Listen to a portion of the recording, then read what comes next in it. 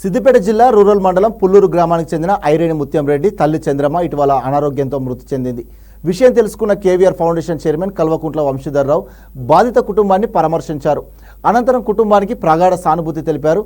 అండగా ఉంటానని భరోసా కల్పించారు. వంశీధర్రావు వెంట గ్రామస్తులు తదితరులు ఉన్నారు.